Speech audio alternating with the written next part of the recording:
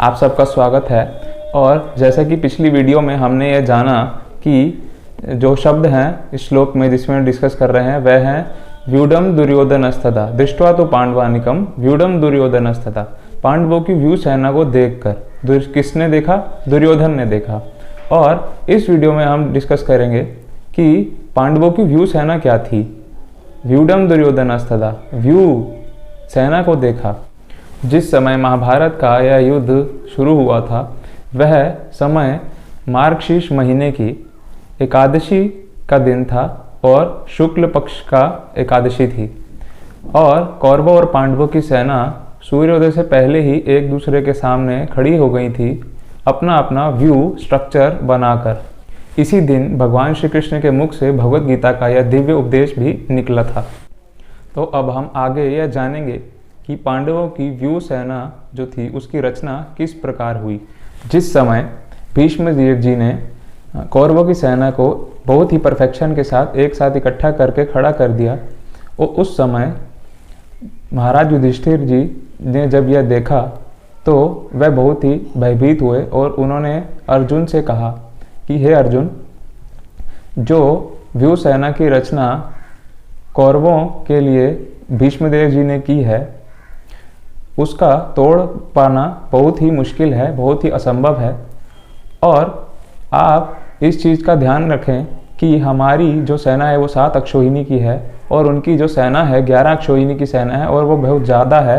इन सब बातों पे विचार करके आप भी एक व्यू सेना का व्यू का रचना करें। तब महाराज युधिष्ठिर की बात सुनने पर अर्जुन ने उनसे कहा कि महाराज, चाहे हमारी सेना थोड़ी सी है, 7 अक्षौहिणी की सेना है, परंतु जब यह वज्र व्यू नामक व्यू में एकत्र होगी, खड़ी होगी, तो यह सामने उन शत्रुओं के लिए बहुत ही भयानक होगी। और अर्जुन ने महाराज युधिष्ठिर से यह भी कहा कि जो हमारे शत्रुओं के लिए सबसे भयंकर हैं भीमसेन जी, वह इस व्यू रचना में सबसे आगे खड़े होंगे। अब जैसा कि हम देख रहे हैं इस डिस्कशन में कि संजय महाराज धृतराष्ट्र को यह बता रहे हैं कि दुर्योधन ने पांडवों की व्यू वाली सेना को देखा और जिसमें जो भीमसेन हैं वह सबसे आगे, सबसे फ्रंट में खड़े हैं। तो यह भी प्रश्न उठता है कि पांडवों की सेना में कौन व्यक्ति कहाँ पर खड़ा है।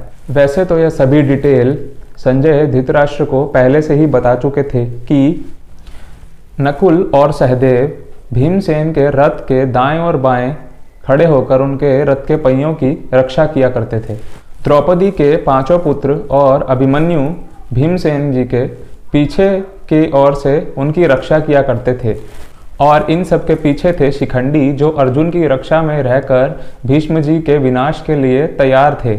महाबली सात्यकी अर्जुन की पीछे से रक्षा कर रहे थे और युद्धमन्यु और उत्तमौज अर्जुन के रथ के दोनों पहियों की रक्षा कर रहे थे।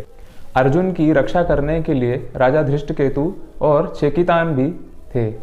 अर्जुन ने इस जो वज्रव्यूह की रचना की थी वह महाभयानक था और चारों ओर उसका फेस था, मुख था।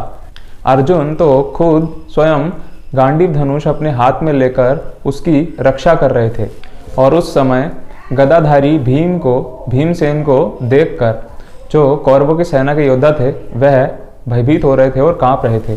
चाहे अर्जुन की सेना, पांडव की सेना 7 अक्षौहिणी की है और कौरवों की सेना 11 अक्षौहिणी की और असंख्य है, परंतु फिर भी जिसके नेता भगवान श्री कृष्ण और अर्जुन हैं वही सेना असल में दुर्धर्ष और बड़ी मानी जाती है।